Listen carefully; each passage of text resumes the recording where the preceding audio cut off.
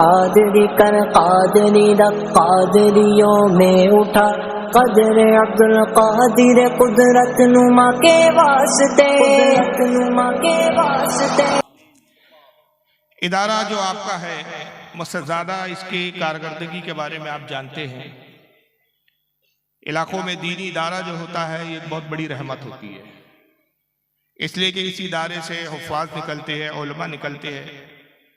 मैंने जब ये एक हदीस पढ़ी थी तो मैं बहुत हैरान हो गया था कि आलिम की हैसियत, आलिम की अहमियत दीन इस्लाम में कितनी बढ़कर है। इस हदीस पाक को आला हज़रत फ़ाज़िल बरेलवी के वालिद गिरामी हज़रत अल्लामा नक़ी अली खां अलैहि रहमतुर रिज़वान ने अपनी किताब अल कलामुल लौज़ा फ़ी तफ़सीर सूरह अल नशरा, इसके अंदर ये हदीस को उन्होंने नकल किया है। हदीस पाक ये है कि अल्लाह के नबी फरमाते हैं कि जिस बस्ती में आलिम ना हो उस बस्ती में रहना हराम है।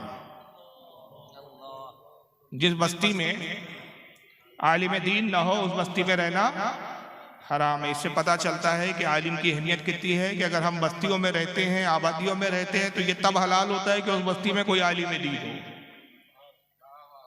तो वजह यह है कि अगर आलिम दीन नहीं होंगे तो दीन की रहनुमाई कौन करेगा, हलाल और हराम के इम्तियाज और फ़र्क को कौन वाज़ेह करेगा। सही मायनों में एक ईमान के साथ मुसलमान होकर कैसे आदमी ज़िंदगी गुजारेगा। ये उलमा है जो हमारे ईमान का भी तहफ़्फ़ुज़ करते हैं, हमारे अक़ायद का भी तहफ़्फ़ुज़ करते हैं, सही मायनों में इंसान बनाकर इंसानी ज़िंदगी गुजारने का सलीका सिखाते हैं। वरना जी तो सभी लेते हैं। ऐसी भी कौमें हैं कि जो पेशाब और दूध में भी फ़र्क नहीं करना जानती। तो हराम और हलाल का अगर इम्तियाज बताते हैं तो ये उलमा की जमात है। इनका रहना, इनका वजूद हमारे लिए जो है बाइस से बरकत है और बाइस से सलामती है। ये है तो अमान है। इसलिए ऐसे इदारे जहाँ से उलमा और हुफ़ाज़ निकलते हैं ये बहुत ही बड़ी नेमत है हमारे लिए। इन इदारों की अहमियत को हमें समझना चाहिए, इसको ताउन करना चाहिए, इसको बढ़ाना चाहिए। और हो सके तो मैं गुजारिश करता हूँ कि हर वो फ़र्द जिसके एक से ज़ायद बच्चे हो कम से कम अपने एक बेटे को आलिम जरूर बनाए, ये अहद कर लें। और ऐसा आलिम बनाए कि सिर्फ इस बात का मोहताज ना हो कि मस्जिद की इमामत मिले तो मैं मस्जिद की इमामत पर गुज़र औकात करूँ या किसी मदरसे पढ़ाने के लिए नहीं, बल्कि साथ में हुनर भी सिखाए। हुनरमंद आलिम हो कि अपने हुनर के जरिए कस्ब भी करे, माल भी हासिल करे और अपना माल सर्फ के दीन की खिदमत करे। ये नीयत के साथ अगर आप अपनी औलाद को आलिम बनाएं तो दुनिया में भी उसके लिए खैर व बरकत है और आखिरत में भी कामयाबी है। मेरे आका सल्लल्लाहु अलैहि वसल्लम इरशाद फरमाते हैं कि बरोज़े क़यामत अल्लाह ताला आबिद से फरमाएगा कि जन्नत में दाखिल हो जाओ। आबिद वो जिन्होंने बहुत ज़्यादा इबादतें की, ज़ाहिद से फरमाएगा जाओ तुम्हें भी जन्नत दे दी गई। मुत्तकी से कहा जाएगा जाओ तुम्हारा तकवा कबूल कर लिया गया, जन्नत में दाखिल हो जाओ। हर किसी से कहा जाएगा, हाजी से कहा जाएगा तुम्हारा हज मकबूल है, जन्नत में दाखिल हो जाओ। रोज़ादार से कहा जाएगा तुम्हारे रोज़े कबूल कर लिए गए, जन्नत में दाखिल हो जाओ। जब आलिम की बारी आएंगी तो अल्लाह फरमाएगा रुक जाओ, ठहर जाओ। मेरे आका फरमाते हैं कि उलमा की जमात घबरा जाएगी और वो लरस्ते में अर्ज करेंगी खालिक कायनात आबिद को तूने जन्नत में दाखिल कर दिया, जाहिद को जन्नत में दाखिल किया, मुत्तकी को जन्नत में दाखिल किया, हाजी, नमाजी और सौम और सलात के पाबंद जितने थे सबको तूने जन्नत अता फरमा दी। हम तेरे महबूब सल्लल्लाहु अलैहि वसल्लम की दीन के उम्मत के, तेरे नबी की उम्मत के आलिम हैं, हमने तेरी दीन की खिदमत की, तेरे नबी के फरामीन को हमने लोगों तक पहुँचाया, हमें रोक दिया गया। ऐ खालिक कायनात हमसे क्या खता हो गई कि हमें रोक दिया गया। मुस्तदल फिरदौस में इमाम देलवी रहमतुल्लाह अलैह इस हदीस को लिखा है और भी बहुत सारे मुहद्दिसीन ने इसको बयान किया। तो आलिम घबराएंगे, लरजेंगे। रब तबारक व तआला फरमाएगा ऐ मेरे महबूब की उम्मत के उलमा घबराओ नहीं, तुम्हें इसलिए नहीं रोका गया है कि तुम्हें जन्नत देना मकसूद नहीं है, इसलिए रोका गया है कि अगर तुम जन्नत में चले जाओगे तो मेरे महबूब की उम्मत के गुनाहगारों का क्या होगा। शफात करो, तुम जितनों की शफात करोगे मैं कबूल करने वाला, तुम्हें इसलिए रोका गया। फिर आका मजीद फरमाते, बहुत तवील हदीस है कि उलमा शफात करेंगे और आवाज लगाएंगे। कौन है जिन्होंने हम पर जर्रा बराबर भी कोई एहसान किया कि वह आज मुतालबा करे हम उसके एहसान का बदला शफात के जरिए पूरा कर दें। फिर रसूलुल्लाह सल्लल्लाहु अलैहि वसल्लम मिसाल देते हैं कि एक शख्स वो भी आएगा गुनाहगारों में, यानी इतने मामूली अमल पर भी जन्नत मिल जाएंगी। उलमा का मकाम देखे आप इससे। क्या का फरमाते हैं कि एक आने वाला गुनाहगार वो भी आएगा और वो आलिम के पास आके कहेगा अस्सलाम वालेकुम, आलिम कहेंगे वालेकुम अस्सलाम। कहेगा हुजूर मेरी शफाअत कीजिए, मैंने आप पर एक मरतबा आपकी खिदमत की, एक एहसान किया है। आलिम कहेंगे कि क्या एहसान किया, मैं तो तुम्हें जानता भी नहीं, पहचानता भी नहीं, ना तुम मेरे खानदान के फर्द हो, ना मेरे बस्ती के हो, ना मेरे शहर के मालूम होते हो, मैं तुम्हें अजनबी पाता हूँ, तुम हो कौन आखिर के जिसकी बुनियाद पर तुम शफाअत का मुतालबा कर रहे हो। वो कहेंगे हुजूर आप जानते नहीं, आप हमारी बस्ती में आए थे, यकीनन आपकी बस्ती का मैं नहीं और आप मेरी बस्ती के नहीं, लेकिन आप हमारी बस्ती में आए थे, वाज़ और नसीहत के मकसद से आए थे और नमाज का वक्त हो गया था, मैंने एक लोटा वुजू के लिए पानी आपको पेश किया था, बस उस एक लोटा पानी देने के बाद अगर वो आपकी नमाज अल्लाह की बारगाह में कबूल है और वो मेरा पानी देना आपको मकसूद जो है खुशनुदी का सबब बना था, तो आप उस एक लोटा पानी के बाद मेरी शफाअत कीजिए। आका फरमाते हैं कि आलिम दीन उसका हाथ पकड़ेगा और अल्लाह की बारगाह में सज्जा रेज हो जाएगा, कहेगा मौला अगर ये वुजू के लिए पानी ना देता तो मैं तेरी इबादत का हक अदा न कर पाता। ऐ खालिक के कायनात, इसने तेरी इबादत के लिए वुजू के लिए एक पानी का लोटा मुझे दिया, मैं उस देने के तुफैल तेरी बारगाह में सिफारिश करता हूं कि इसकी भी तू गुनाहों को माफ फरमा दे और इसको जन्नत अता कर दे। अल्लाह फरमाएगा ऐ आलिम उम्मत मोहम्मदिया, इसका हाथ पकड़ और इसके साथ जन्नत में दाखिल हो। सुभान अल्लाह। तो एक लोटा आलिम के पानी से अगर एक आलिम की खिदमत कर रहे हैं आप, उस पर भी शफाअत है, तो अंदाजा लगाइए कि आलिम का दर्जा और मकाम कितना है। तो अगर आपके खानदान में एक आलिम हो जाए, मेरे आका कहते हैं एक आलिम दीन 7 पुश्तों को बख्शवाएंगा। हाफिज के बारे में आया, माफ कीजिएगा, एक हाफिज कुरान 7 पुश्तों को अपनी बख्शिश करवाएंगा और एक आलिम दीन जब तक चाहेगा जितनों की चाहेगा शफाअत करवाएंगा, उसकी कोई हद बयान नहीं की गई है। तो ये एक बहुत बड़ा मनसब आली है और रसूलुल्लाह की उम्मत का आलिम होना ये बहुत बड़ा फख्र है। अगर इस पर मैं गुफ्तगू करूँ कि इमाम गज़ाली रहमतुल्लाह ताला अलैह कितने बड़े आलिम थे, क्या थे, हज़रत दाता गन बख्श लाहौरी रहमतुल्लाह ताला अलैह कश्फुल महजूब में नकल फरमाते हैं कि कहते हैं कि मैं बैतुल मुक़द्दस गया, वहाँ पे मैंने नमाजें पढ़ी, बैतुल मुक़द्दस की ज़ियारत की और एक सुतून से मैं टेक लगा के आराम बैठा था, वज़ाइफ कर रहा था कि नींद लग गई। ख्वाब देखता हूँ कि वही बैतुल मुक़द्दस का आका है, वही एरिया और इलाका है और बड़े बड़े ज़ुहद व तक़वे के जानने वाले, मानने वाले, ज़ुहद व तक़वे के पाबंद हजरात वहाँ मौजूद है, हत्ता के अंबिया इकराम की भी जमात वहाँ मौजूद और सब दर्जा ब दर्जा अपने मरातिब के एतबार से बैठे हुए हैं। एक तख्त खाली है, बड़ा खूबसूरत सुनहरी तख्त है। दाता गन बख्श लाहौरी कहते हैं कि मैंने वहाँ अंबिया को देखा, सहाबा को देखा, औलिया को देखा, सुलहा को देखा, उलमा को देखा, मैं जान गया कि ये रसूलुल्लाह की बस है और ये जो तख्त खाली है यकीनन सरकार सल्लल्लाहु अलैहि वसल्लम इस पे जलवागर होंगे। कुछ देर गुजरी के सब अदब से खड़े हुए, मुनादी ने ऐलान किया कि बाद अब खड़े हो जाओ, निगाहें नीची कर लो कि खातमुल अंबिया सैयदुल मुरसलीन तशरीफ लाते हैं। सरकार की तशरीफ आवरी हुई, सरकार उस तख्त पे जलवागर हो गए। आका सल्लल्लाहु अलैहि वसल्लम इरशाद फरमाते हैं कि किसी को कुछ पूछना हो तो पूछ ले। जनाब मूसा अलैहिस्सलाम खड़े होते, अर्ज करते हैं कि या रसूलल्लाह आपकी एक हदीस पर मुझे एतराज है। सरकार मुस्कुरा के कहते हैं मेरे भाई है या अखी है मेरे भाई मूसा, आपको मेरी किस हदीस पर एतराज है? अर्ज किया कि आप फरमाते हैं कि मेरी उम्मत के उलमा अंबिया बनी इसराइल की तरह है, मेरी उम्मत के उलमा अंबिया बनी इसराइल की मिसल है। या रसूलुल्लाह आपने बनी इसराइल के अंबिया के बराबर अपने उलमा को करार दे दिया, इस हदीस पर मुझे शक और एतराज है कि आपने इतना मुबालगा किया अपनी उम्मत के उलमा के लिए। अल्लाह के नबी सल्लल्लाहु अलैहि वसल्लम मुस्कुराए, फरमाया मेरे भाई मूसा अगर आपको मेरी इस हदीस पर थोड़ा सा भी अगर शुबा हो कि मैंने क्या मुबालगे से काम लिया या कैसे अपनी उम्मत के उलमा को इतना बढ़ा दिया, तो आप चाहे तो मेरी उम्मत के किसी भी आलिम से इम्तिहान ले लीजिए, तो आप जान जाएंगे कि मेरी उम्मत के आलिमों का क्या दर्जा, क्या इल्म है, क्या मकाम है। दाता गन बख्श लाहौरी फरमाते कि मैंने देखा कि मूसा अलैहि सलाम ने मजबे पे निगाह डाली और एक शख्स की तरफ इशारा किया, क्या तुम रसूलुल्लाह की उम्मत के आलिम हो?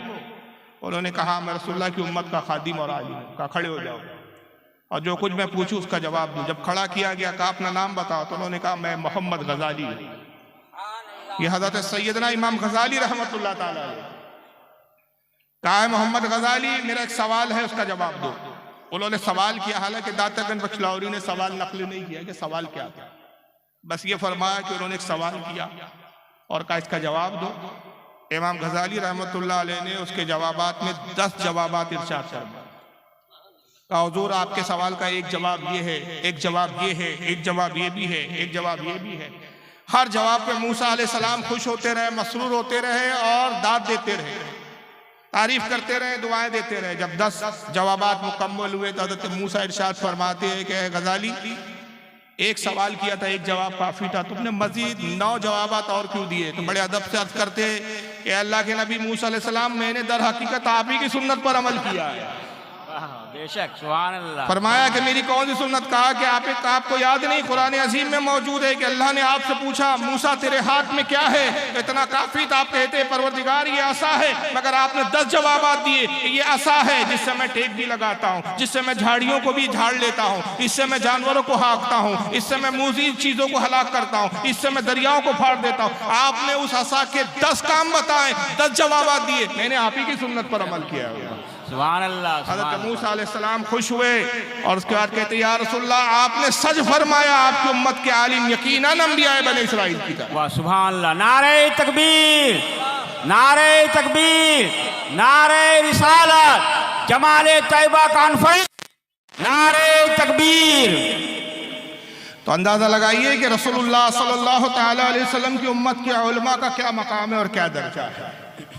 तो आलिम ये एक नौकरों की तरह नहीं है, जिस तरह आज हमारी कौम आलिम की अहमियत को ये समझती है। मस्जिद के इमाम को देखते तो समझते हमारा नौकर है। अपने उलमा की अहमियत को पहचानो, अपने उलमा को जानो कि अल्लाह रसूल के नज़दीक इनका क्या मकाम और क्या दर्जा है।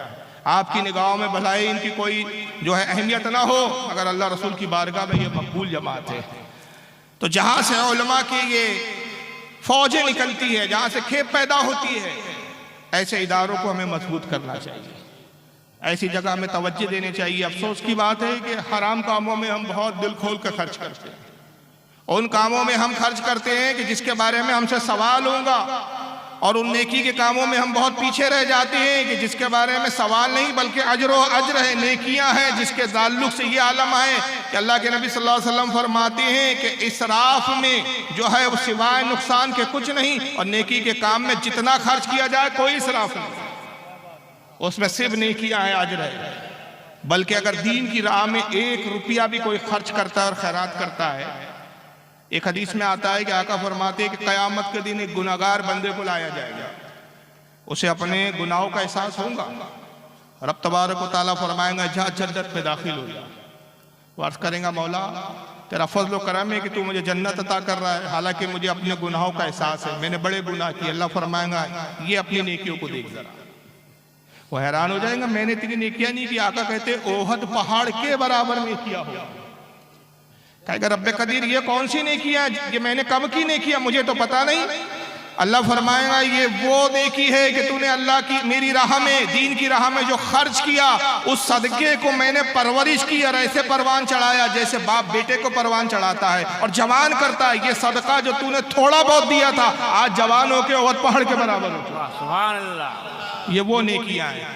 तो दीनी इदारों में खर्च करना ये मामूली बात नहीं है, ये आप वो सदका जारिया है, ये वो नेकी का अमल है कि जिसकी परवरिश अल्लाह ताला फरमाता है। अगर आप इन दीनी इदारों में 1 रुपया भी सर्फ करते हैं तो अंदाजा लगाइए क़यामत के दिन ये ओहद पहाड़ के बराबर नेकियां बन के आपके सामने आएगा। तो ऐसे इदारों को हम मजबूत करें, अपने उलमा की अहमियत जाने। सरकार गरीब नवाज का ये महीना चल रहा है, इन्हीं उलमा और इन्हीं आलिम की ज़ात में एक ज़ात ख्वाजा हिंदुस्तान, फ़क्र हिंदुस्तान ख्वाजा मोइनुद्दीन चिश्ती की भी आती है। आप सिर्फ वली नहीं है, वक्त के आलिम भी है। इस पहलू पर हमारे यहाँ बताया नहीं जाता। करामतों पे बड़ा जोर होता है, लेकिन उनके जोहद और तकवे की बातें नहीं होती, उनकी तालीमात पर बातें नहीं की जाती, उनके इल्म के ताल्लुक से और इल्म के हवाले से गुफ्तगू नहीं होती। याद रखिए इमाम शाफी रहमतुल्लाह अलैह फरमाते हैं कि कोई जाहिल वली नहीं होता, जाहिल वली नहीं होता। कोई आस्तीनों में से संतरे निकाल दे, सेब निकाल दे तो वली नहीं होता।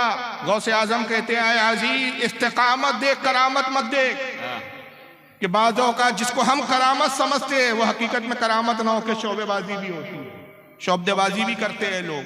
तो असल फर्क जो है वो इल्म है। इमाम शाफी कहते हैं जाहिल वली नहीं होता। जब अल्लाह ताला किसी को वली बनाता है पहले इल्म अता फरमाता है, फिर उसको वली बनाता है। तो हर वली आलिम है, लेकिन जरूरी नहीं है कि हर आलिम वली हो, लेकिन हर वली आलिम है, जाहिल वली हो ही नहीं सकता।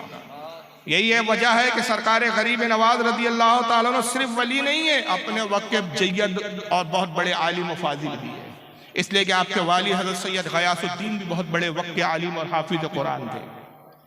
सरकार गरीब नवाज रदी अल्लाह ताला अन्हु के बारे में आता है कि 14 रजब दोशंबे के दिन आपकी विलादत होती है। 537 हिजरी आपकी तारीख सन, ये सन विलादत आपका है 14 रजब दोशंबा यानी पीर का दिन, और सन हिजरी 537 हिजरी। खरासान में आपकी विलादत हुई। खरासान ये ईरान का एक हिस्सा है, ईरान का एक शहर है, और उस शहर खरासान का एक कस्बा है जिसका नाम है सज्जा। उस कस्बे में आपकी विलादत हुई। आपके वाली सैयद गयासुद्दीन अपने वक्त के वली कामिल, मुत्तकी, बहुत ही परहेजगार, हाफिज कुरान और मुदर्रिस थे। हिफ्ज़ का आप तालीम दिया करते थे, लोगों को कुरान की तालीम दिया करते थे। हत्ता कि आपके कई शागिर्द थे जो आपकी बारगाह में कुरान की तालीम हासिल करते थे। और नसबी एतबार से आपका ताल्लुक हुसैनी सैयद है, आप इमाम हुसैन की नस्ल थे, और माँ की तरफ से आप हसनी हैं। आपकी वालदा का जो नसब है वो इमाम हसन से जाके मिलता है। तो आप नजीबुत तरफैन सादात में से, यानी माँ की तरफ से भी सैयद है, बाप की तरफ से भी सैयद है। वालदा भी बड़ी मुत्तकी और परहेजगार थी। उनका नाम था उम्मुल वर्दा, उम्मुल वरा, और लक़ब था माहे नूर, इसलिए कि आप बहुत गोरी और बहुत खूबसूरत थी। तो घर के लोगों ने आपका नाम रख दिया माहे नूर। माह कहते हैं चांद को, नूर यानी चांद का नूर। जैसे चांद की रोशनी होती है खूबसूरत, खुशनुमा, और जिसमें ठंडक होती है, जिसकी रोशनी को देखकर निगाहों को दिल भाता, निगाहों को जो है सुकून मिलता है, उस बुनियाद पर आपका नाम रखा गया माहे नूर। 9 साल की उम्र जब हुई, इब्तिदाई वक्त में आपने अपने वालिद से तालीम हासिल की, फिर संजर के बाद दीगर उलमा से पढ़ा सरकार गरीब नवाज ने, और 9 साल की उम्र में आप आलिम व फाजिल होकर फारिगुत तहसील हो गए। 9 साल में आप आलिम बन गए। इससे सरकार ख्वाजा गरीब नवाज की जहनियत और आपकी फहम और इदराक का भी पता चलता है कि आपका फहम और इदराक कितना बुलंद था कि सिर्फ महज 9 साल की उम्र में आपने जिस वक्त जितने मुरव्वजा उलूम थे सब पर दस्तरत हासिल कर ली, और 15 साल की उम्र में आपके वालिद का विसाल हो जाता। ये मैं मुख्तसर बता रहा हूँ क्योंकि वक्त कम है मेरे पास। 1 बजे मुझे यहाँ से निकलना है, ट्रेन है मेरी यहाँ से, और मेरे बाद इंशाअल्लाह जनाब मोहतरम फैजुल्लाह फैजी साहब को भी आप सुनेंगे, और मुनाज़िर अहले सुन्नत हज़रत अल्लामा मौलाना मुफ्ती मोतीउर रहमान साहब क़िबला दामत बरकातुहुल आलिया, उनकी भी तशरीफ़ आवरी होंगी, उनका भी खिताब होगा। तो मेरे खिताब के बाद आप उठ के चले ना जाएं ये सोच के कि जलसा ख़त्म हो गया, जलसा जारी रहेगा। 15 साल की उम्र में वालिद का इंतकाल हो गया। विरासत में वालिद से 2 चीज़ें मिली, एक था अंगूरों का बाग, दूसरा था पंचक्की। पंचक्की होती है कि पानी के जरिए चक्की चलाई जाती है जिससे गेहूँ पीस कर आटा हासिल किया जाए। ये वालिद से मिले, आप पंचक्की पर भी काम करते थे और अपने बाग की भी रखवाली करते थे। वालिद साहब से कुरान हिफ्ज़ किया था, जैसे कि मैंने अर्ज किया। 15 साल की आपकी छोटी सी उम्र है, कोई ज़्यादा बड़ी उम्र नहीं होती 15 साल की। इस नन्ही सी उम्र में घर की सारी जिम्मेदारियां वालिद के इंतकाल के सबब उसकी वजह से आप पर आ गई। मगर एक बड़ी अजीब करामत रूनुमा होती है कि आप एक मरतबा अपने बाग में तशरीफ ले जाते हैं, हस्बे मामूल देखते हैं कि बागों के दरख्तों में पानी दिया गया, बाग की सफाई की जा चुकी है, सूखी पत्तियों को झाड़ के बाकायदा किनारे पर रख दिया गया है, बाग बड़ा साफ सुथरा नजर आ रहा है। अंगूरों के वो खोशे, वो गुच्छे जो बढ़ गए हैं, लटक रहे हैं, उनको बाकायदा कपड़ों के जरिए सहारा दिया गया है। बाग को बहुत अच्छे तरीके से आरास्ता किया गया। आप बड़े हैरान हो गए कि मेरा तो कोई खादिम और गुलाम है ही नहीं, मेरी गैर हाजिरी में ये बाग की रखवाली कौन कर रहा है, किसने मेरे बाग को संवारा है, किसने दरख्तों में पानी दिया है, किसने साफ सफाई की है। आप बड़े हैरान हुए और घर आए और अपनी वालदा से इस मामले का, इस वाक़े का जिक्र करते हैं। वालदा फरमाती कि बेटा मुमकिन है कि कोई नेक साले बुजुर्ग गुजर रहे हो, तुम्हारा बाग खुशनुमा लगा हो, उन्होंने साफ सफाई की हो, तवक्कुफ करो, आज और जाके देखो क्या होता है। दूसरा दिन आया, आप दूसरे दिन फिर नमाज फज्र अदा करने के बाद, फज्र के बाद अपने बाग में दाखिल होते हैं तो देखते हैं कि इस बार भी बाग बिल्कुल साफ सुथरा है। मामला वही है कि दरख्तों में पानी दिया जा चुका है, दरख्तों की देख रेख बड़ी सलीके से की जा चुकी है। आप फिर हैरान हुए और फिर वालिदा से अर्ज करते कि अम्मी जान, आज भी किसी अनजान आदमी ने मेरे बाग की सफाई की है। माँ कहती है बेटा अब कल और जाके देखो, और जब कल इसी तरह बाघ को पाओ तो खौफ मत करना, बिला खौफ जोर से पुकारना कि तुम जो कोई भी हो अपने आप को जाहिर करो। और बेटा जो कुछ जाहिर हो हिम्मत रखना, डरना नहीं, और उससे गुफ्तगू करना और पूछना कि आखिर वो इस बाघ की सफाई से क्या चाहता है, इसका मकसूद क्या है। गोया के वालिदा समझ गई थी कि ये मामला क्या है, क्योंकि आप अपने वक्त की खुद वली कामिला थी। चुनांचे सरकार ख्वाजा गरीब नवाज मोइनुद्दीन चिश्ती जाते हैं, देखा तो तीसरे दिन भी बाग साफ सुथरा था, दरख्तों में पानी दिया जा चुका था। जोर से इरशाद फरमाया, कौन है जो पोशीदगी के साथ आता है, मेरे बाग की रखवाली करता है, मेरे बाग की साफ सफाई करता है, देख रेख करता है, तुम जो कोई भी हो अपने आप को जाहिर करो। जब ये जुमले फरमाए, देखा कि एक जमात, एक शोर गुल हुआ, गर्दो गुबार उठी, एक तूफान की शक्ल में हवाओं का एक शोर नमुदार होता है। और जब देखा तो कुछ अजीब व गरीब शक्ल के बड़े कद्दावार शख्स सामने खड़े खड़े, शक्लें इनकी बड़ी भयानक थी, जिसको देखकर आदमी खौफजदा हो जाए।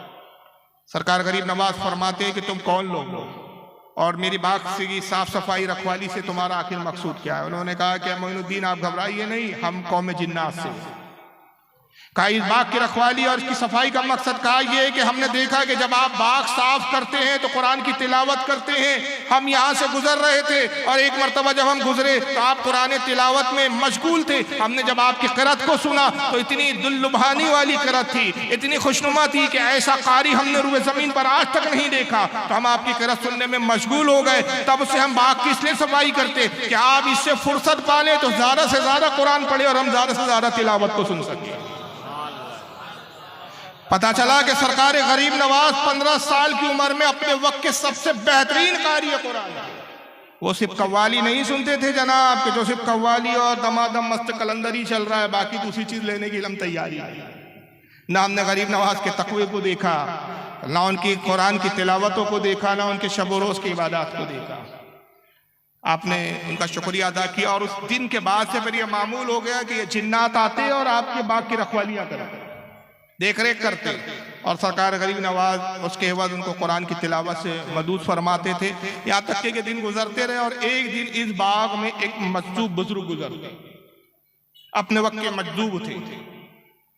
हजरत ख्वाजा गरीब नवाज की आदत करीमा थी, जिस भी बुजुर्ग और आलिम को देखते और आप उसको पाते, बड़े अदब के साथ अपने बाग में ले आते और अंगूरों से उसकी खातिर तवाज़े करते। चुनांचे वो बुजुर्ग को जब देखा तो आपने हाथ पकड़ा और ले आया, उनको बाग में बिठा दिया।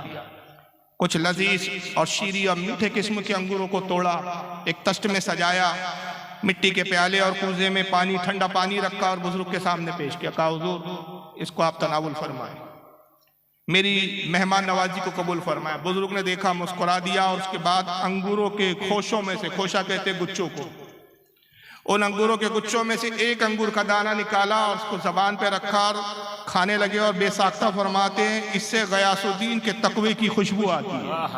सुभान अल्लाह, सुभान अल्लाह। आप मुताजिब हो गए कि इस बुजुर्ग को इससे पहले मैंने कभी नहीं देखा, मेरे वालिद सैयद गयासुद्दीन को कैसे जानते। अब इस पर आप ताज्जुब कर ही रहे थे कि दूसरा दाना उस बुजुर्ग ने उठाया, फिर जबान पे रखा और फरमाया इससे उम्मुल वरा के ज़ुहद व तकवे की खुशबू आती है।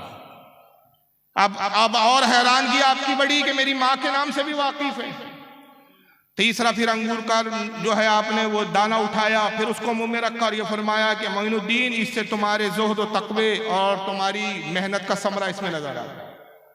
आपने बड़े अदब से किया है बुजुर्गवार, मैं आपसे पहली बार मुलाकात कर रहा हूँ, इससे पहले मैंने आपको संजर में कभी नहीं देखा। सरकार आप मुझे कैसे जानते हैं, कैसे पहचानते हैं? और हद तो यह है कि मेरे वालिद के इंतकाल किए हुए एक अरसा हो गया, आप मेरे वालिद को भी जानते हैं, मेरी वालिदा को भी जानते हैं। बुजुर्ग मुस्कुराते हैं, कहते हैं कि मोइनुद्दीन हम इससे ज्यादा बहुत कुछ जानते हैं और अनकरीब तुम भी जान लोगे। कहा हुजूर अपना तारुफ तो पेश कीजिए। फरमाया कि फकीर को इब्राहिम कंदोजी कहते हैं और फकीर गुलाम है हजरत ख्वाजा मौदूद चिश्ती रहमतुल्लाह अलैह का, जो पीरो मुर्शिद थे हजरत ख्वाजा उस्मान हारूनी के। और कहा कि शहजादे हम तुम्हें ही तलाश कर रहे थे, अल्लाह ताला ने उस तलाश को तुम तक हमको पहुंचाकर पूरा कर दिया। उसके बाद आपके पास एक कपड़े की पोटली थी, गले में लटकाए हुए थे, उसमें हाथ डाला और एक टुकड़ा निकाला, सूखा रोटी का टुकड़ा था। दर हकीकत वो खली बोलते हैं उसको फारसी में। और खली क्या होती है मैं आपको बहुत आसानी से समझा दूं, सरसों का जो फूल होता है जिससे तेल निकाला जाता है, गालिबन आप लोगों के यहाँ सरसों का तेल ही खाया जाता है। हमारे महाराष्ट्र में सरसों नहीं चलता है, सोयाबीन चलता है। तो बहरहाल सरसों के जो फूल से तेल निकाल लिया जाता है और उसके बाद जो उसका बुरादा बच जाता है सरसों के फूल का, उससे रोटी जो पकाई जाती है उसको खली कहा जाता है। सरसों के फूल की भूसी से जो रोटी बनाई जाती है उसको खली कहते हैं। एक सूखी रोटी का टुकड़ा था, ना जाने कब की बनी हुई थी रोटी, अल्लाह जाने, सूख कर बिल्कुल लकड़ी की तरह हो गई। बड़े मुश्किल से उसको उन्होंने तोड़ा। हज़रत इब्राहिम कंदूसी रहमतुल्लाह ताला अलैह ने एक टुकड़ा हज़रत ख्वाजा गरीब नवाज को दिया, एक टुकड़ा खुद आप खाना लगते, कहते मोइनुद्दीन इसको खाओ। सरकार गरीब नवाज ने पानी के प्याले में इसको डुबाया, कुछ नरम किया और जब खाया, जैसे ही रोटी का टुकड़ा शिकम में गया, दिन की दुनिया बदल गई। अब दुनिया से एक लम्हा जो है बिल्कुल नफरत सी पैदा हो गई, दुनिया से दिल उचाट हो गया और अल्लाह की मोहब्बत और अल्लाह की याद में ऐसे मगन और ऐसा सुरूर महसूस हुआ कि दुनिया से बेनियाजी का एक जज्बा पैदा हुआ। आपने कहा हुजूर की रोटी में ऐसी क्या बात थी, इसको खाने के बाद मेरा इस दुनिया से दिल उचाट हो गया है। आप कहते कि मियाँ ये रोटी मामूली नहीं है, बल्कि मेरे पीर मुर्शिद ने रोटी मुझे दी थी और कहा था कि इसके मुस्तहिक को तलाश करो। ये रोटी वो है कि जो इसको तनावुल कर लेगा वो विलायत के आला मकाम पर पहुंचेगा, और ये जिसका हक है उस तक पहुंचो। और तुम्हारी औसाफ और तुम्हारी खूबियां बताई थी, मैं उन्हीं औसाफ और खूबियों की तलाश में ढूंढ रहा था। एक अरसे से तलाश जारी थी, आज वो तलाश मुकम्मल हो गई। अल्लाह ताला तुमसे मोइनुद्दीन एक बहुत बड़ा काम लेने वाला है। अल्लाह ने तुम्हें इसलिए नहीं पैदा किया है कि तुम अंगूरों के बागों में अंगूरों को उगाओ और पंचक्की पे गेहूं को पीस के आटा बनाओ। जाओ, अल्लाह तुमसे एक बहुत बड़ा काम लेना चाहता है। दिल की दुनिया बदल चुकी थी, दुनिया से दिल उचाट हो गया था। वालिदा की खिदमत में हाजिर हुए, वाक़या बयान किया और कहते अम्मी जान इजाज़त दीजिए कि मैं अल्लाह की राह में निकलूँ, सफ़र करूँ और मोहम्मद सल्लल्लाहु अलैहि वसल्लम अपने जद के दीन को लोगों तक पहुँचाऊँ। वालिदा बड़ी खुशी से इजाज़त देती है, कहती मोइनुद्दीन जाओ, और मुझे मालूम था कि एक दिन ये ज़रूर आने वाला है।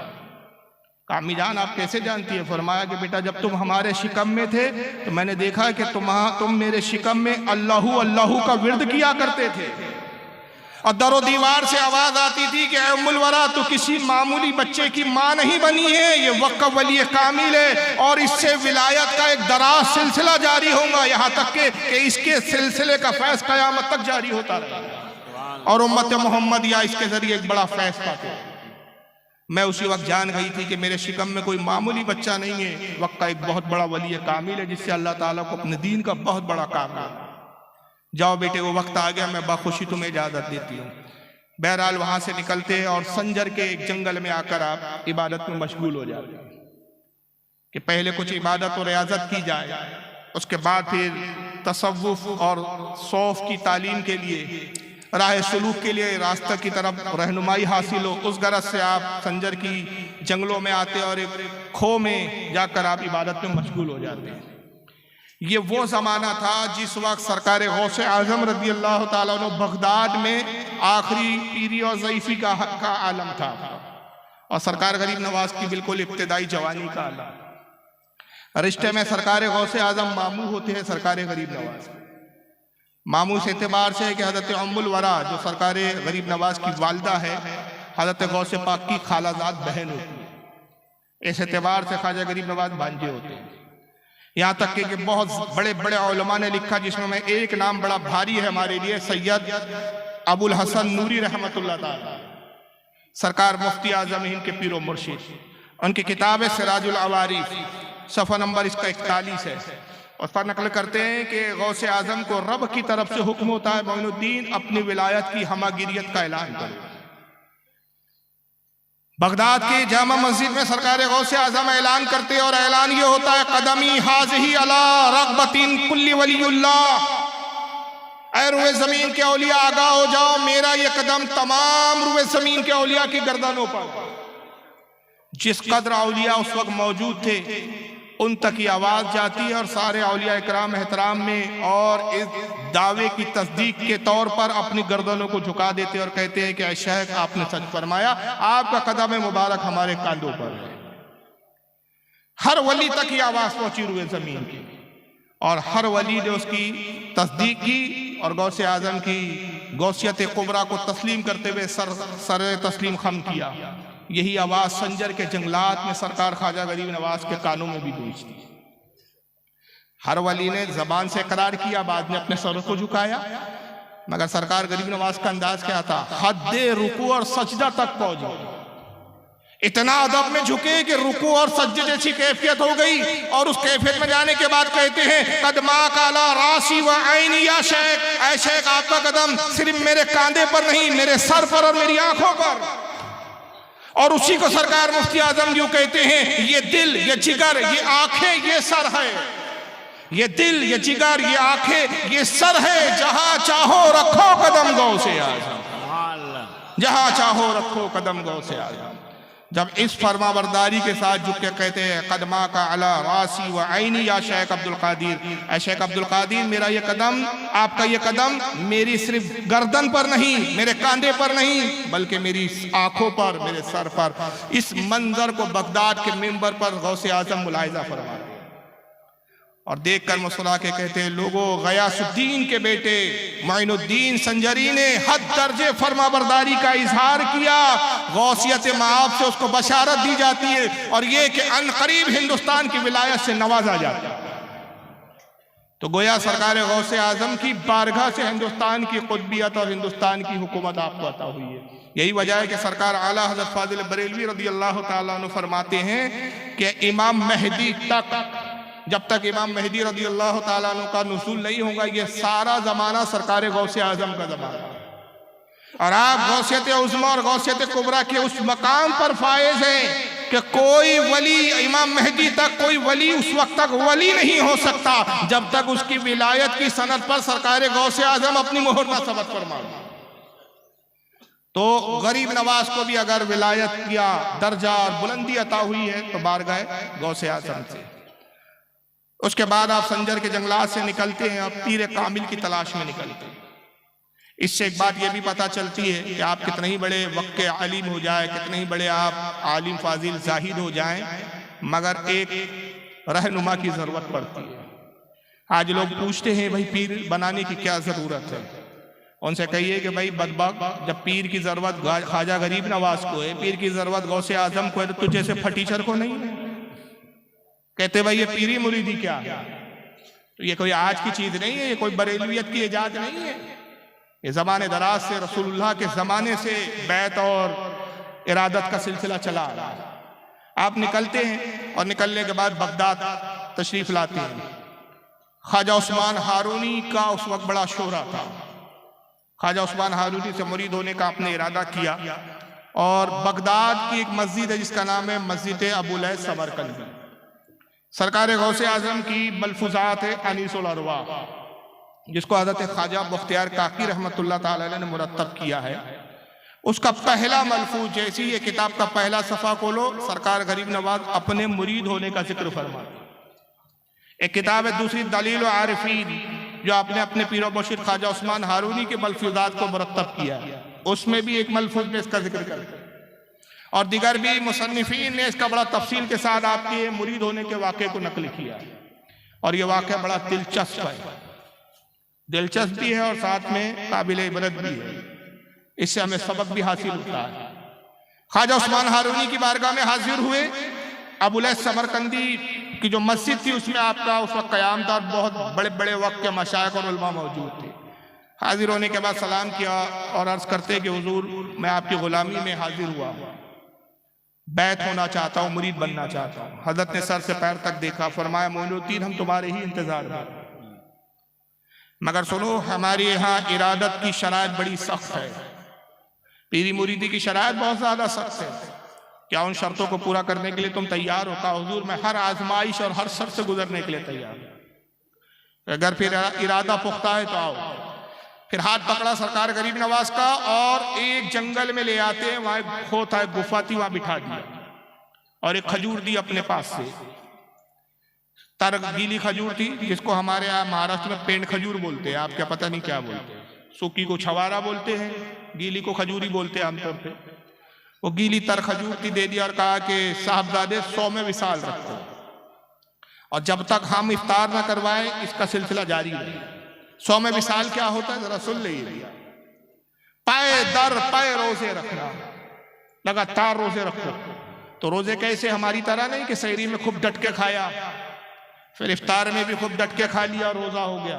नहीं, ये खजूर दे के कहा कि 100वें विसाल के रोजे रखना है, और हमारे सिलसिले चिश्त में रोजे इस तरह से रखे जाते हैं, 100वें विसाल के साहबजादे सहरी का वक्त हो तो इस खजूर को 3 दफा चाट लेना, खाना नहीं है, सिर्फ 3 दफा चाटना सहरी हो गई, और जब इफ्तार का वक्त आए तो फिर 3 दफा चाट लेना, इफ्तार हो गया।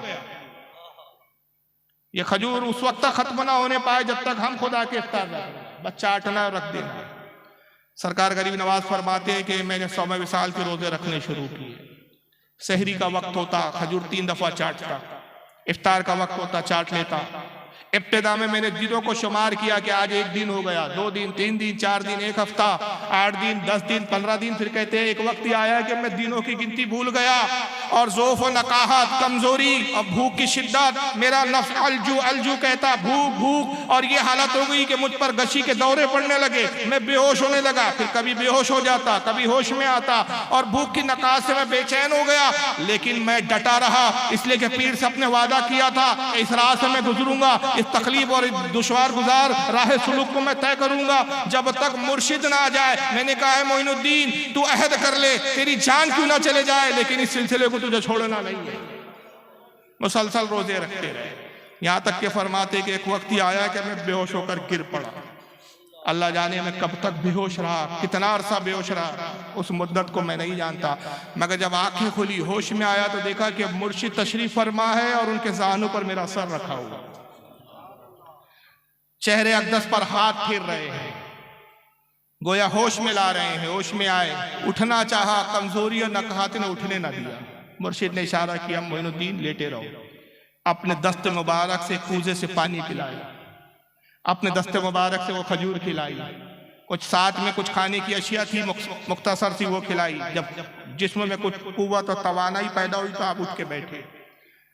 सरकार ख्वाजा उस्मान हारूनी फरमाते मोइनुद्दीन तुमने मुजाहिदे का अदा किया।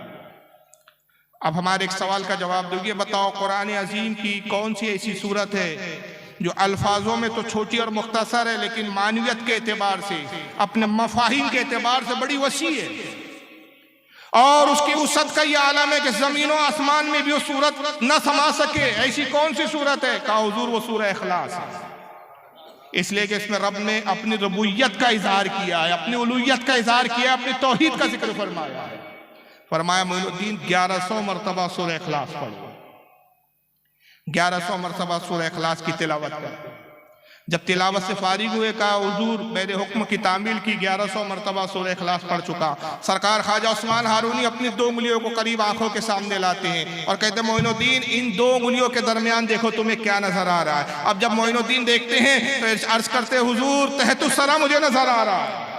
कहा मोइनुद्दीन 1100 मरतबा फिर पढ़ो, फिर 1100 मरतबा पढ़ाया, फिर उंगलियों को आगे किया। मोइनुद्दीन अब क्या नजर आ रहा है? कहा हुजूर 7 आसमान नजर आ रहे हैं। मोइनुद्दीन फिर 1100 मरतबा पढ़ो, फिर उंगलियों को आगे किया। अब क्या नजर आ रहा है? हुजूर आलम लाहूद नजर आ रहा है। फिर 1100 मरतबा पढ़ाया, कहा अब देखो क्या हो रहा है? हुजूर अर्श आज़म नजर आ रहा है। फिर 1100 मरतबा पढ़ाया, कहा अब देखो क्या नजर आ रहा है? हुजूर 18,000 आलम रोशन हो चुके हैं। कोई आलम ऐसा नहीं जो मेरी निगाहों से उजल हो गया। पेशानी को बोसा दिया, कहा मोइनुद्दीन अब तू इस काबिल हुआ है कि तू हमारा मुरीद बन। अल्लाह अकबर, ये मुरीद बनाने की शराइत थी तो खिलाफत देने का आलम क्या हो। अंदाजा लगाइए मोइनुद्दीन ऐसे नहीं बने हैं, कव्वाली सुन सुन के कोई वली नहीं बनता है। लोगों ने हजरत गरीब नवाज का नाम सुना तो सिवाय कव्वाली के कोई तस्वुर ही नहीं। आज हिजड़े नाच रहे कव्वालियों में। बड़े अफसोस की बात है कि जो अजमेर में आज हालात हुए, मैं इस पर बोलना नहीं चाह रहा था लेकिन मजबूर हूँ कि उस मोड़ पे पहुँच गया कि दिल चाह रहा है एक बात तो ज़रूर कहूँ कि आज लोगों को सरकार आला हज़रत के सलाम से तो एतराज़ है लेकिन वह हिजड़े नाच रहे उससे एतराज़ नहीं। क्या ज़हनियत हो गई है लोगों को, क्या तासुब हो गया है? खुदा की कसम ये आला हज़रत से तासुब नहीं है, ये रसूलुल्लाह के सलाम से तासुब है, ये रसूलुल्लाह की बारगाह से तासुब है। और ऐसे लोगों को अगर राफदी ना कहा जाए तो फिर क्या कहा जाए? ये आला हजरत तो पहले ही फरमा चुके, तू उनका था आला है फिर तुझको क्या, तू तो पहले भी उनका नहीं था। तो आज लोगों को खुराफात पसंद है मगर इबादत पसंद नहीं है, लोगों को जिक्र अस्कार पसंद नहीं है। आज नाम तो हम मोइनुद्दीन चिश्ती का लेते हैं मगर ये नहीं देखते कि किन मंजिलों से गुजर कर मोइनुद्दीन बने, किस तरह ख्वाजा की मंजिल पर फायज हुए। अब मुरीद किया और कहा कि मोइनुद्दीन हमारी सोहबत को अपने ऊपर लाजिम कर लो। सरकार गरीब नवाज आगे अपने मलफूज में फरमाते कि 20 साल में मुर्शिद की खिदमत में, हर सफर में मैं साथ होता। सहर सेहात फरमाते थे ख्वाजा उस्मान हारूनी में साथ में होता। और किस आलम में खिदमत की, अक्ल हैरान हो जाती है कि ऐसी खिदमत कोई मुरीद अपने पीर की कर नहीं सकता। फरमाते पीर मुर्शिद को गर्म पानी वजू के लिए दरकार होता। हजरत गर्म पानी से वजू फरमाया करते थे, ठंडा पानी आपको नुकसान करता था। तो मैं इस आलम में पीर मुर्शिद के साथ होता कि सर पर एक सिगड़ी होती, सिगड़ी पे एक हंडा होता और हमेशा उसका पानी गर्म होता रहता। इस तरह मैं 20 साल हजरत के साथ चलता रहा, हत्ता कि मेरे सर के बाल उस सिगड़ी की गर्मावट से, उसकी भाप से, उसकी तपिश से सरों के बाल झड़ गए और मैं गंजा हो गया। 20 साल इस तरह खिदमत की।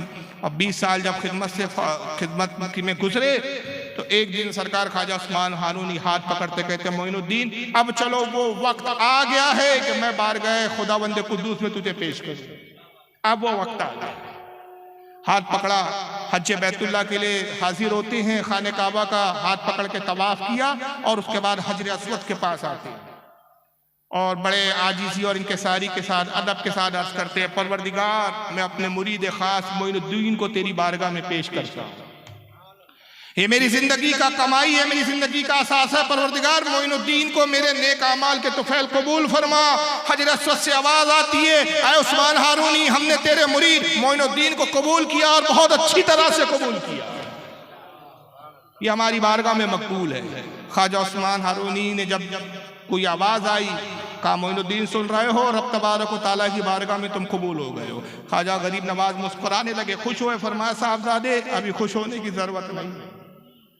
याद रखो बारगाह खुदावंद कुद्दूस से जो इनामात मिलते हैं मामूली सी लर्जिश और गलती होने पर सल भी कर लिए जाते हैं।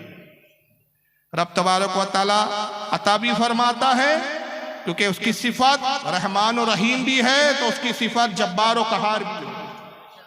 तो ये नेमत अभी आरजी है, एक जरा सी गलती भी इस मकबूलियत को जो है रद्द कर सकती है। साहबजादे इस पर अभी तुम्हें खुश होने की जरूरत नहीं। आओ रसूलुल्लाह की बारगाह में हाजिर होते हैं। ये नेमत उस वक्त तक दायमी नहीं होगी जब तक रसूलुल्लाह की इस पर मोहर न लग जाए। इसलिए कि जब सरकार की मोहर लग जाती है वो अल्लाह रसूल का जो मकबूल हो जाता है फिर रब तबारक व तआला उसको गुमराह नहीं फरमाता और वो नेमत फिर सवाल पसीर नहीं होती। आपने कहकर अपने मुरीद हजरत मोइनुद्दीन का हाथ पकड़ा और मदीना मुनव्वरा की तरफ रवाना होते हैं। अब मदीना मुनव्वरा की तरफ जब पहुंचते हैं सरकार का रोज़े अक़दस नजर आया तो बड़ी एक खास वसीयत की आपने और वसीयत है कि मोइनुद्दीन जैसे ही मौजा शरीफ के करीब जब पहुंचो रोज़े रसूल दिखे, सरकार की कब्र मुबारक हो और जब सलाम करो तो सलाम मुख्तसर अल्फाज और जामे अल्फाज में करो।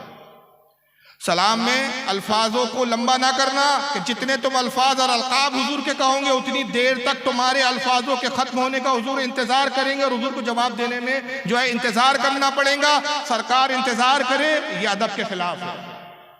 इसलिए सलाम बहुत मुख्तसर अल्फाज में करना और जामे अल्फाज में करना, ये वसीयत की। और जब सरकार गरीब नवाज हाजिर होते हैं रोज़े रसूल पर मुर्शिद के साथ तो जो अल्फाजों में आपने सलाम अर्ज किया तारीख की किताबों में आता है, कहते हैं अस्सलामु अलैकुम या सय्यदुल मुरसलीन, ऐ मुरसलीन, ऐ अंबिया के सरदार, ऐ अंबिया के आका, आप पर सलाम हो। और कब्र मुबारक को जुम्बिश होती है, रोज़े रसूल से आवाज आती है वालेकुम अस्सलाम या सुल्तानो बहरोबर, ऐ खुशकी और तरीके बादशाह तुझ पर भी हमारी तरफ से सलाम। सुल्तान बहरोबर का खिताब बारगाह रसूल से अता किया जाता है और फिर हुक्म होता है कि मोइनुद्दीन तुमसे हमें एक बहुत बड़ा काम लेना और वो ये कि हिंदुस्तान जाओ और दीन इस्लाम की खिदमत करो, कुफ्फार और मुशरिकीन तक इस्लाम की तालीम पहुंचाओ। सरकार गरीब नवाज वहां से हिंदुस्तान की तरफ चलते। मैं यहाँ पर रुककर एक बात अर्ज करना चाहता हूँ कि हिंदुस्तान के मुसलमानों को अपने इस्लाम पर फख्र करना चाहिए। इसलिए फख्र करना चाहिए कि मैं एक खास बात आपसे अर्ज करना चाहता हूं कि हिंदुस्तान ही नहीं दुनिया में हर जगह इस्लाम पहुंचा और तबलीग के जरिए पहुंचा। बुजुर्गान दीन तबलीग करने गए और इस्लाम की दावत दी, इलाकों के इलाके इस्लाम में दाखिल हुए। साहबा इकराम गए, औलिया इकराम गए, उलमा इकराम गए, मगर जितने भी गए तारीख उठा के देख लो, हर जाने वाला अपनी मर्जी से अपने इलाकों की तरफ गया। उसने इलाके खुद इंतखाब किए, अपनी मर्जी से उन इलाकों में गया और इस्लाम की तबलीग की। लेकिन हिंदुस्तान के लोगों से रसूलुल्लाह को कितनी मोहब्बत थी कि जब यहाँ इस्लाम देने की बात आई, आने वाला अपनी मर्जी से नहीं आया, रसूल की मर्जी और रसूल के हुक्म से आया। तो हम तक जो इस्लाम पहुंचा ये रसूल की खुशनुदी वाला इस्लाम है, सरकार की मर्जी और सरकार की पसंदगी वाला इस्लाम है। तो जो इस्लाम सरकार के हुक्म से हम तक पहुंचा है, तो खुदा की कसम वो झूठी जमातें हैं जो कहती हैं कि साहब बरेलवी मुद्दती होते हैं, हिंदुस्तान के मुसलमान मुशरिक होते हैं, ये तुम्हारे बकवास फतवे अपने जेबों में रखो। हमारा इस्लाम तो वो है जो सरकार मोइनुद्दीन से हमें मिला, और मोइनुद्दीन ने जो इस्लाम लाया ये वो इस्लाम है जिसको रसूलुल्लाह ने भेजा है। हमारे इस्लाम पर और हमारी सुन्नियत पर रसूलुल्लाह की मोहर लगी हुई है। तो जो हमारे रसूल की खुशनुदी वाला इस्लाम हो, वो खुदा की कसम तुम्हारे बकवास फतवों से मुशरिकाना इस्लाम नहीं हो सकता, बिदअत वाला इस्लाम नहीं हो सकता। ये तुम्हारी